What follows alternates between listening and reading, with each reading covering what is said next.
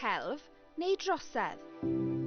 Bod nifer o enghreifftiau o graffiti yn cael ei gweld fel darnau o gelf, mae rhai mathau yn gallu cael effaith negyddol ar bobl.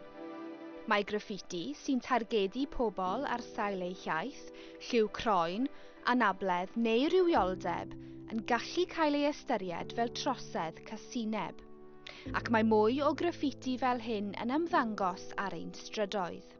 Os ti'n cerdded o gwmpas fel person sydd yn aelod o'r cymuned LGBTQ+, neu sydd yn berson o liw, mae gallu cael effaith enfawr oherwydd maen nhw barod yn gymunedau sydd yn lleiafrifol. Pwynt yw, mae ymddygiad gwrth gymdeithasol fel graffiti yn mynd i gynyddu'r siawns o ymddygiad gwrth gymdeithasol arall yn cynyddu hefyd, fel os mae rhywun yn gweld graffiti, maen nhw'n gweld bod e'n fwy derbyniol bod e ddim. Mae ffordd i bobl allu dweud be maen nhw'n meddwl, y pethau cas maen nhw'n meddwl heb iddo dod nôl atyn nhw, fel petai maen nhw'n cuddio.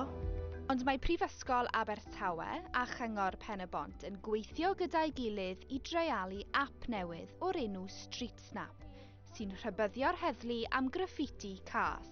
Mae llawer o fe yn social media, pethau mae pobl ifanc yn ei weld ar fyna, ond mae fe'n rhoi teimlad bod ti ddim yn saff yn yr ardal, ti ddim yn gwybod beth sy'n rhwng y cornel neu rhywbeth, ac dyn ni moyn gael gwared o hynna. Ac mae'r neges yn glir, bod atal y math yma o graffiti yn bwysig.